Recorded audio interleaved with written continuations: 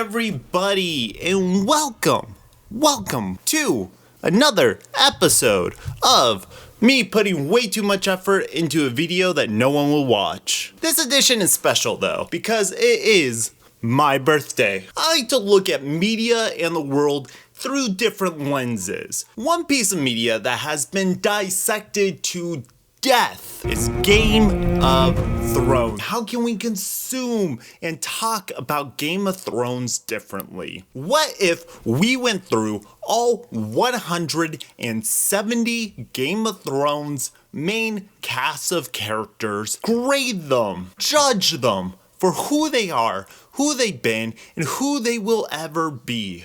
Now, to be perfectly clear, this list isn't who I like the most. This isn't who I think acted the best or was written the best. This is simply and quite factually a list of who lived their best life. Out of everyone that comes in and out of Westeros, who had the best time? Because in life, all I care about is having a good time, baby. So what I did was break down all 170 characters and graded them based on who they were at the beginning and what was their state when they left the show or the show ended. With that being said, I'm gonna take you through my big ass board. Visual aids, that's fun. Hopefully this reads on camera and I don't look like a dumb asshole.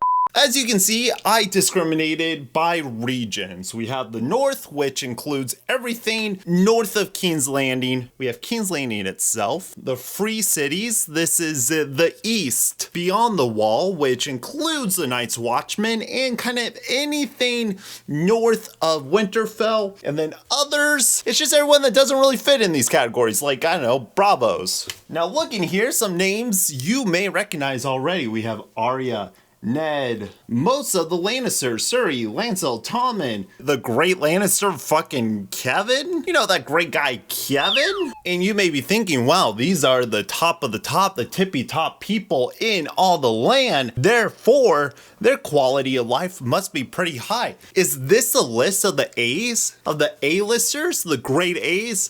I don't know if it's clear or not, but I'm grading these on a A, B, C, D, F scale. No, my friends, this is our C tier. Don't you worry, I'm gonna explain this with all the possible logic I can muster. There's not much of it, but it's there. I'm not gonna go through every fucking person. You know, you do some logic for yourself. Like over here, we got Quono.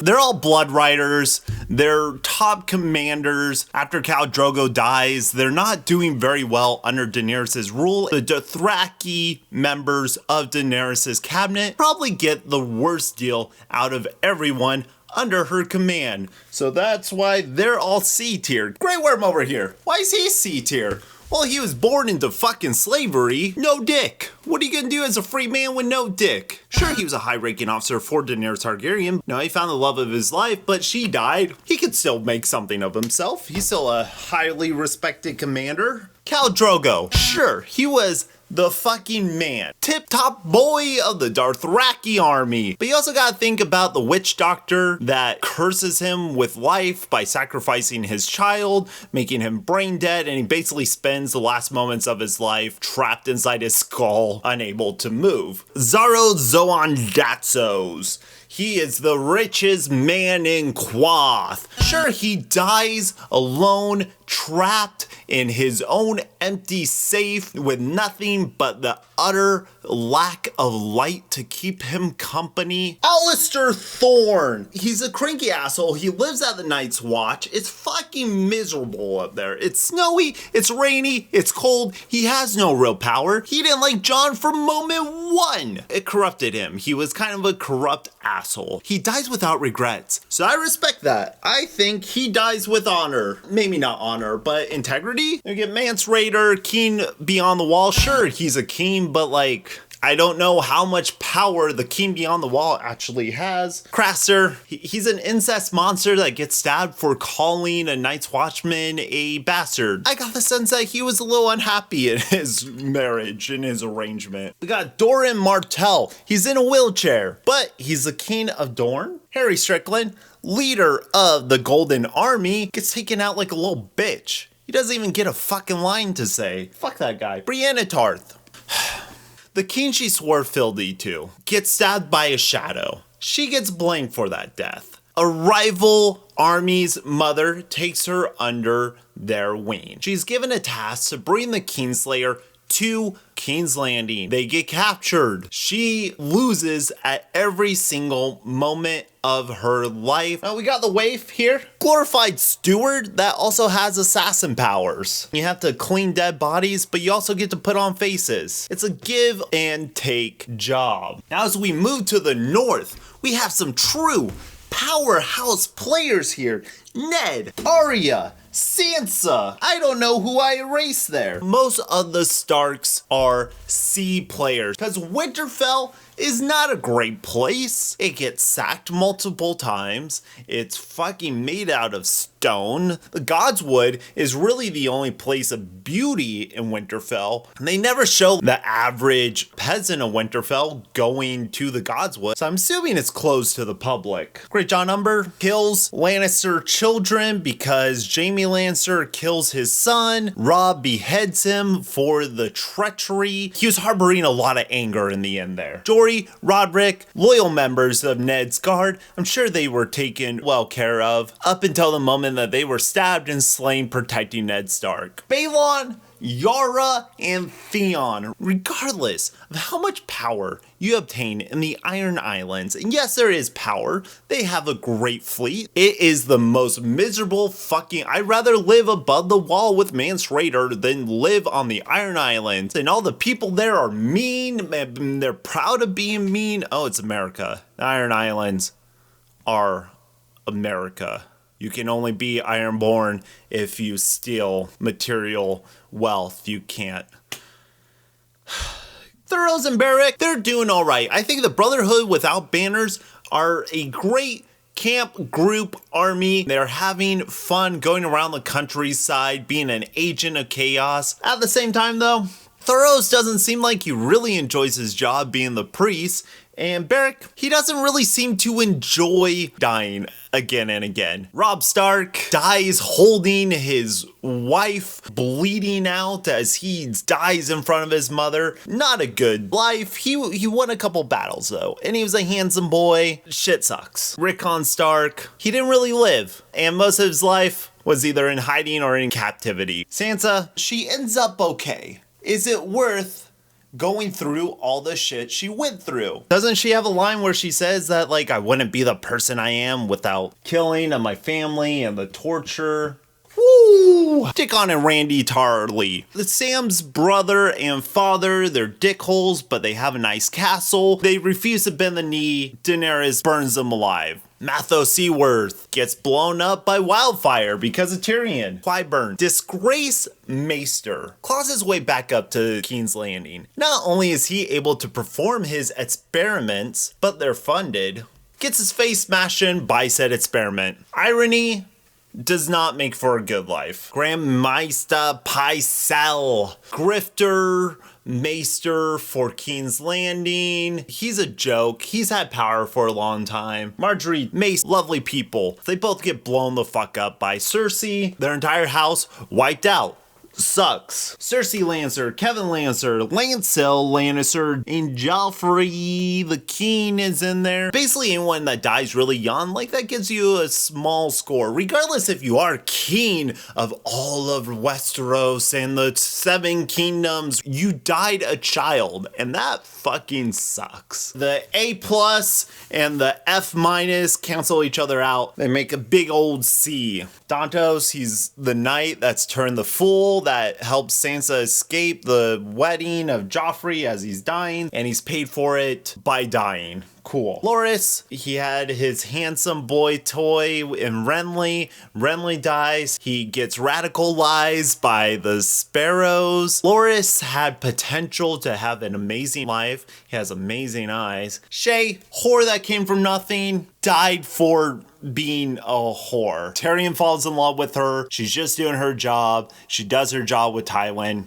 Gets her killed. Sandor Clegane. Now that was interesting. I love the guy. but literally half his face is burnt off. His entire image is defined by how scary and off-putting he is. He definitely seems to have some residual pent-up rage in him. Throws his second chance away to kill his brother, who isn't even there. Cool. Let's go up one, let's go down one. What are we doing first? You want to do B's or D's? B's or D's? Here we are with our D-listers. Let's be honest, most people live mediocre lives. Very few of us are special.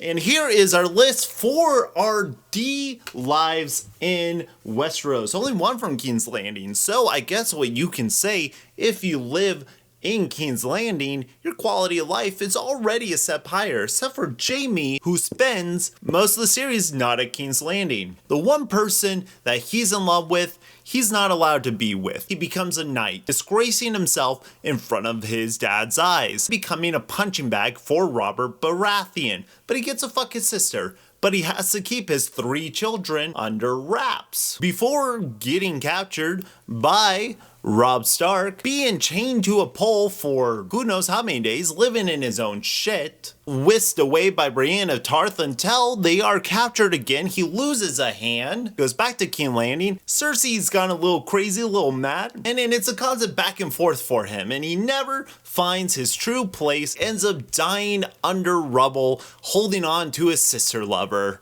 We go over here to the Free City. We have Barristan. Started off in King's Landing until his disgraceful dismissal by Joffrey. He goes to work under Daenerys Targaryen, where he serves and counsels until he dies fighting the Sons of the Harpy. At that age, dude should retire. I don't think Daenerys ever really brings it up after that. Arya, she teaches Daenerys how to speak Dothraki. What a nice lady. I wonder what happened to her. Oh, she dies for just simply knowing Daenerys. Whoops. Krazen's oh god, it got smeared. The owner of the Unsullied made a bad business deal. He thought he was doing great, doing everything right in life, got this huge army, gone like that. I'm sure his stocks plummeted after his death, selling off all his Unsullied, which, if you're a business, selling all your stock at once, not a smart call. Jorah Mormont, he dies an old, sad man with grayscale in the friend zone. Beyond the wall, we have Osha, our wildling who gets captured by Theon. She becomes a guardian of Bran. She becomes a good person, and her life increases from there until she's killed by Ramsay. Captive to captive, slave. Jojen Reed, Frog Boy. He has powers. He's a warg. He teaches Bran about his powers, and he passes down knowledge to him. He guides Bran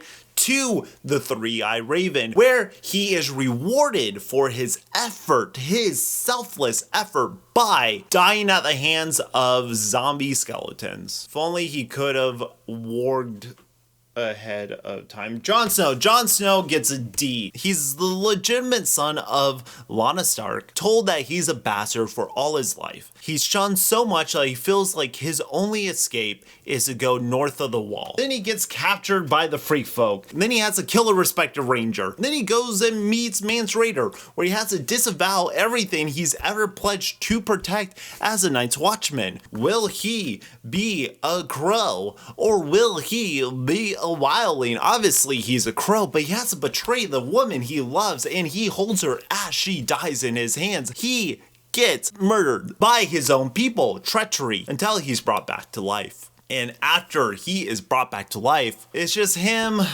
escaping death, not learning his lessons. Oh, I'm a man of the Night Watch. Oh, I have strong convictions, but no, I'll fuck any woman that moves. What does he do at the end of the series? Fucks right off to be on the wall, because what's down here for him? Nothing. Got Tristan Martell over here. Yeah, he gets stabbed after the woman he loves gets poisoned by his stepmother lover. No, Oberyn is the brother, so it would be his uncle's lover. His uncle's lover kills him. Sir Luwin lived a long life, served the Starks perfectly. I'm assuming Theon takes care of him. Lady Kitty Frey, she is the youngest of Walder Frey's wives, a fate that no woman should have to go through, especially at the very, very young age that she is, but she is spared by Arya and given a new life. I'm optimistic realistic for her. Hopefully we can check back in. Lyanna's dark. Sure, she got to marry a king, and she got to bear the child of that king, but it cost her life.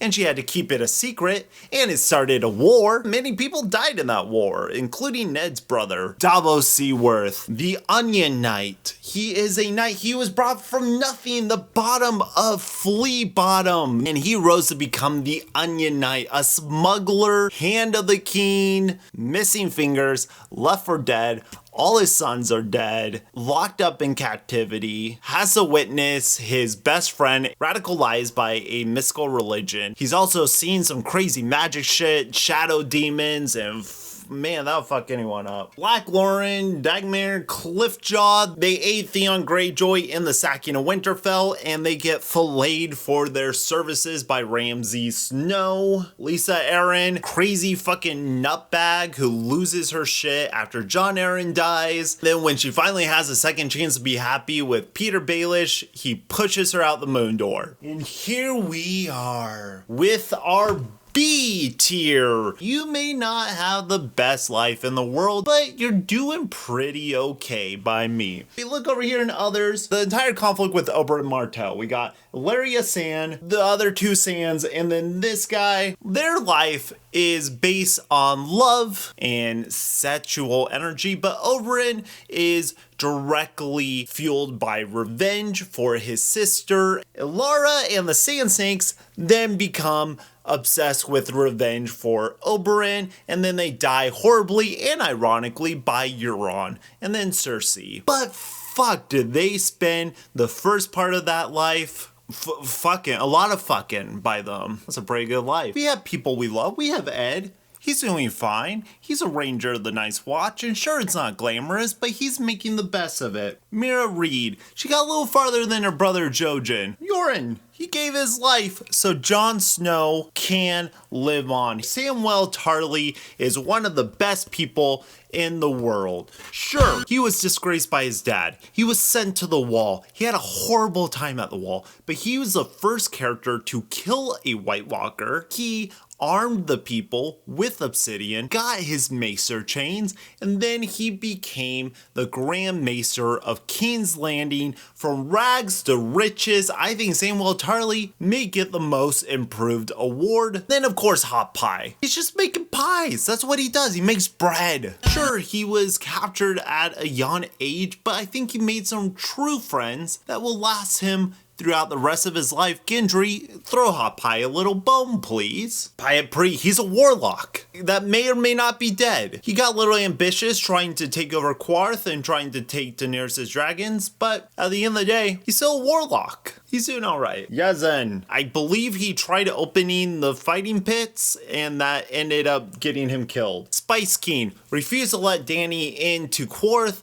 ended up getting his throat slit by Pyatt. Over in King's Landing, we have Ross, another from rags to riches, prostitute of Winterfell, came over to King's Landing, became Littlefinger's second in command until Joffrey shot her up with arrows. And that was after Cersei confused her with Shay and then tortured her. B? Tywin Lannister. He's King Lannister. He owns the army. He owns the property. Forced to really be reckoned with. Dies on the toilet. Gets a crossbow through the heart and dies taking a shit. Robert Baratheon.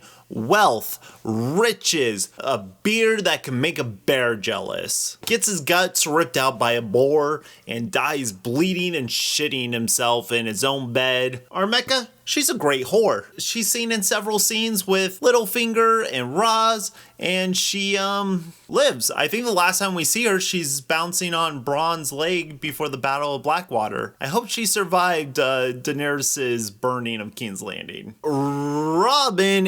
Robin, first seen sucking at the teat of his mother. A little old if you ask me, a little old for that, but he turns out to be a handsome boy and the Lord of the Vale. Cool. Maester Woken. He was a maester for the Boltons. That probably sucks. Trying to tend to a lot of flayed wounds. He gets adopted by Winterfell and the Starks. I say that's a plus up. He gets a B. Renly Baratheon just wanted to live his best little gay king life, and that was taken away from him by a shadow. Black magic tore him down, and I say that's a shame. LGBT representation in King's Landing could be better. Should he be in charge of ruling people?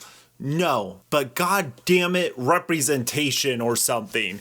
B. Timett, son of Timett, a free folk, man of the woods, getting more than he could ever want in gold and in power, got to live in a castle. Good for you, Timett, son of Timett. Edmund Tully, sure, he's in charge of the Riverlands, but he's also a fuck up. He lost a fight for Robb Stark. He was captured on his wedding night, his entire family slain. Walder Frey, old ass man, incest, fucking dies eating his own children. Cool. Fuck him. Brother Ray, Ian McShane helps rehabilitate the Hound. Open heart, open mind, words of advice. A carpenter like Jesus? Maybe. The Hound is also the reason he dies.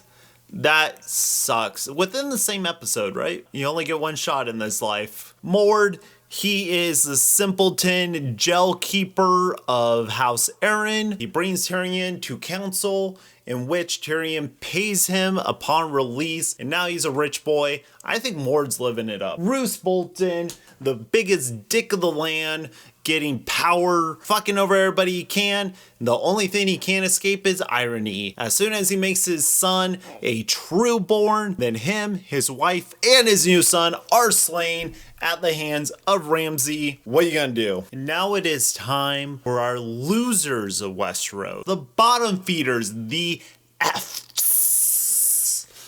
Remember, if I don't talk about a name on here, it's not because I forgot exactly who they are. It's because time. I have to cut this down at some point. Let's start with our losers in the north. The Baratheons. Stannis' family. Stannis, Silas, and Shireen. Misery, misery, misery. Stannis' wife literally keeps unborn fetuses in jars. Shireen is locked up, not to be seen because she has grayscale. Stannis is radicalized by a witch, endowed with the belief that he is the one true king and the one to save all of the world. He's not. They live miserably, and then they die miserably. The Baratheons. Alice Karstark. She takes over after all the other Karstarks are abandoned or murdered, and she is pardoned by Sansa from the crimes of her father, and then dies at the Battle of Winterfell. Oopsies. Micah,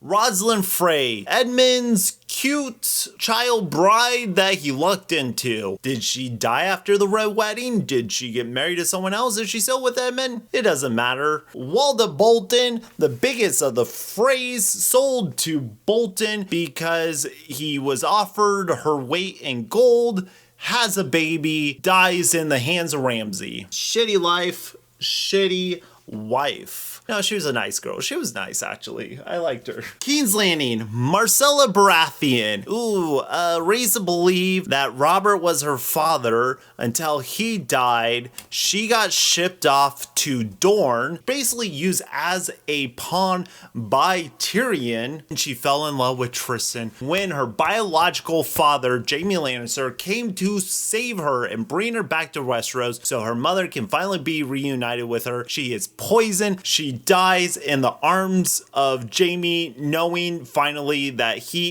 is her true father. We got the High Sparrow and Septa Unea. He's poor by choice. That's how he chooses to express his religion. But that does not mean that he gets to torture people. That does not mean that they get to parade people down the street nude, shaming them for all the world to see. And what do they get for all that devotion, everything that they put into their faith, the way they live, the pride they give themselves from it, they get nothing back. He's blown the fuck up in the scepter, and she is tortured by Cersei herself. I say they fundamentally failed at their mission. Littlefinger and Lord Varys are both failures, because they both fundamentally fell at what the characters were set up to be, where they started from. They had so much power. They had plans. It's a fucking ladder. Stupid decision after stupid decision led to both their deaths. Littlefinger walked in on a coup that he was trying to set up against Sansa and Arya, and it ended up losing his life, while Varys, he couldn't keep his fucking mouth shut,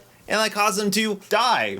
Varys perished. Rhaegar Clegane, the Mountain, the personal powerhouse hand of Tywin Lannister. His entire purpose in life was to hunt down and slay Tywin's enemies. He dies fighting Oberyn and he gets brought back to life. Not his choice. I say if you're gonna resurrect someone, it should be their choice. Like Barrett and Thoros have a social contract to revive him. He's fucking out of there. Jon Arryn didn't really get to know the guy. He was the hand of the king and he got killed for it. Sir Pounce, the royal cat. So much cuteness, full of life. Fucking Alton Lannister, sent by the Lannisters to negotiate their peace terms with Robb Stark, ends up chained to Jaime Lannister, to which Jaime Lannister chokes him and kills him in a pile of his own shit. Very cool. Over in the Free Cities, we got Viserys Targaryen hoping to claim the crown for his own, slain by the very people he hired to help gain the crown. He was kind of an asshole. Rakaro,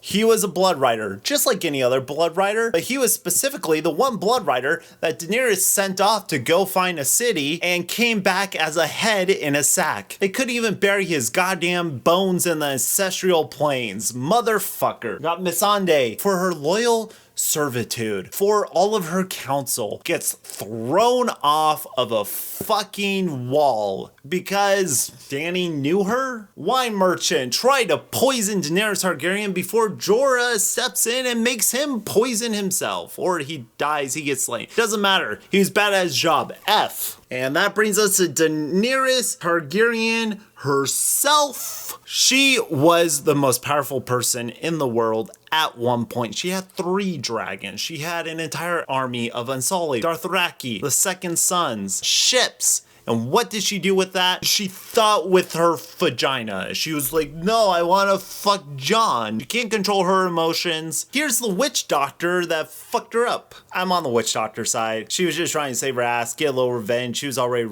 several times, and she ends up burned alive to a pike. So, Maester Aemon, blind old Maester of the Night's Watch. Benji Stark is the whole reason this entire Jon Snow fiasco even takes place. He goes beyond the wall, he goes missing, and then 200 crows go to save him. There's a rebellion, Jon gets captured, most of them die, wildling takeover, fall of Castle Black, dismantling of the wall itself. I blame Benjamin Stark for almost all that. Ygritte, the red-headed, kissed by fire lover of Jon Snow, when she finally got over the wall, she's betrayed by her lover, only to be killed in his arms. And right below her, her catalyst, Olly. Ygritte kills his parents. He joins the Night's Watch. He ends up killing her, closing the cycle, but that's a sad life for like a 10-year-old, only knowing revenge, and then Jon fucking hangs him for treachery. Three-Eyed Raven, what the fuck does he do? Where'd he come from? He just sits in a tree all day and then dies because his successor was too stupid not to get in the mind of the fucking Night King. Now, the Night King, why does he get an F? He's the most powerful being in all of Westeros. Well, he started out as just a man, one of the first of men, and he's captured and turned into the Night King against his will. He cannot die. His only goal is to raise the undead. Can he feel anything? Does he have emotions? He gets his hands on a dragon, a 1 in a million chance. He breaks down that barrier that stops him from penetrating the rest of Westeros. And then he gets stabbed by Arya. His perfect plan. She did a knife thing. She did bloop, boop, bloop, boop. And we are here. These are the A-listers, the best of the best. I am the definitive voice of Game of Thrones, I think. Let's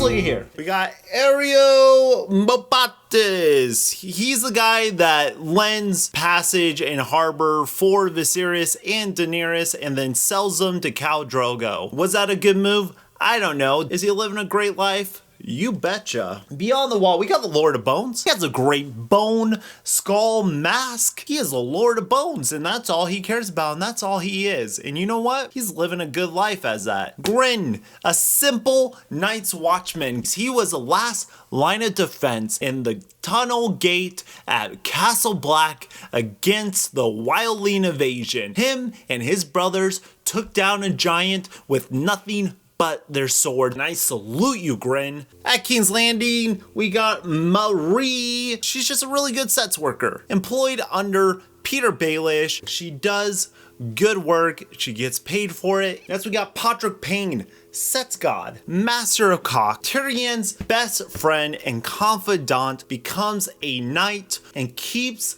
the best attitude. Now, Salador Sand, he's a pirate. He's just living his pirate life. He gets paid for being a pirate, and then he does more pirate stuff. Who do we got in North? We got the Blackfish. Great guy, great armor, goes out fighting, doesn't fucking die like a bitch, refuses to give up his castle. Miranda and Ramsay B, sadistic, psychotic, lover, torturers. I'm sorry, they are, they're hammering next door. Miranda gets pushed off a wall by Theon, and then Ramsay gets fed to his own dogs. They enjoyed every fucking minute of it. Let's be honest, they're living a good life. Okay, they're not living a good life, but they're living their best life. And that's what this is about, their best life. Shagga, leader of the Stone Crows, gets to fight alongside Tyrion. All he wants is 2 axes. You know what he gets? He gets 2 axes. Gendry lucks into being a lord, lucks into having castle, leader of Storm's End. All around great guy, really good with a hammer. Carl Tanner and Locke, they're both just kind of like asshole bandits out here causing mischief. Locke's the one that takes Jaime Lannister's hand. That's why he's an A-lister. Also have Melisandre. Regardless of what she does, regardless of what she says, she gets off scot-free because she just claims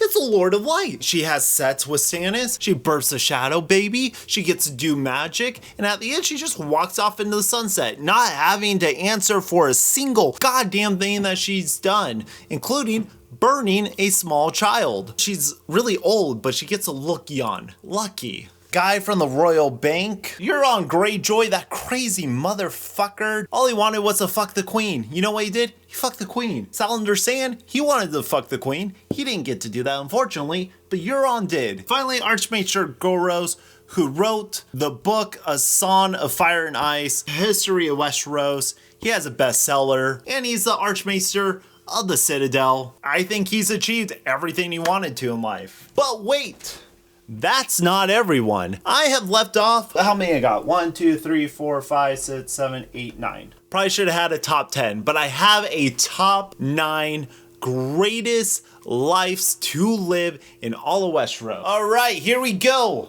Top 9 lives of Game of Thrones. Joaquin Hagar. Badass, faceless assassin going around assassinating with other people's faces. At number 8, we have Gilly. Started out as one of Craster's incest baby wives, turns to Sam's benevolent lover figure, maternal friend, traveling beyond the wall to the south, becoming the wife of a Grand Maester living in the capital. Number 7, we have the dance master himself, Syrio Forel. Builds a beautiful connection with Arya Stark and gives her the tools that will carry her through her entire journey. Not to mention that when the Red Cloaks come for Arya, he fights them off with a fucking wooden sword. He had great style, great hair, and beautiful words that I think really stayed with Arya and stayed with the audience. Number 6, we have Olenna Tyrell, the sassiest of the Tyrells. Old. She lived a long goddamn life. She doesn't have to censor herself. She holds nothing back. And in the end,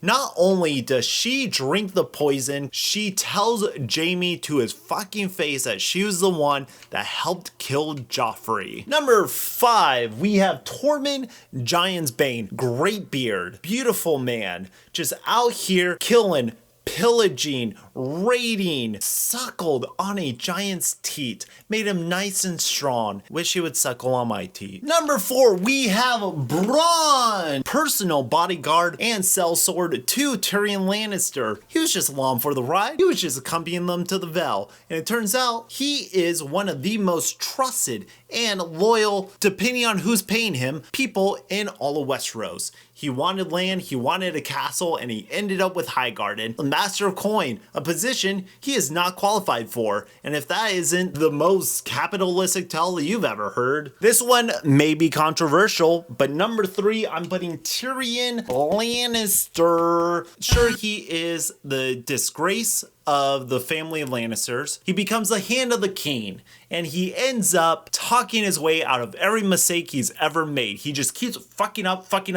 Bad decision after bad decision, but he always finds a way to weasel out of any problem he's in, and he ends up being Lord of Castle Rock, the one thing his father said he would never ever be. At number 2, we have Bronn Stark, aka the Three-Eyed Raven. Now, you might say, he's a cripple. His life kinda sucks for the most part. Sure, he becomes an omniscient time god. He can see through all of time and space. Do not weep for him. He ends up being the fucking king. He shows up to the party, never asked to dance. The cripple that would be king. Who would have fucking guessed it? Our number 1 boy who lived his best goddamn life and will remain in our hearts for years to come. Number 1, it's Hodor. Of course it's Hodor. He is the happiest goddamn boy in all of Westeros. Sure, Bran mentally crippled him, so he's unable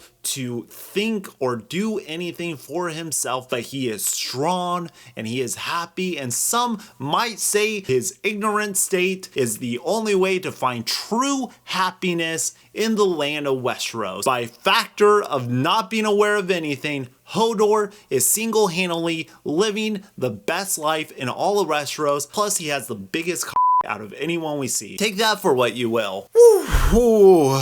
We just went through 170 characters of Game of Thrones, and I ranked them correctly or incorrectly. If you have questions on my rankings, if you would like to challenge my rankings, please do. Remember, it is my birthday, so I will take it personally, but please challenge me. I want to start a conversation. This was a whole lot of fun to do. I really took into consideration who these characters were, how they ended up, what were their goals. I enjoy the whiteboard. It's a fun aid. Sorry about my handwriting. I'm Grayson Todd. Thank you for watching through this very extensive video. It has made my birthday truly special. Listen to some good shit. Stay positive, everybody. And remember, none of this matters. Toodles.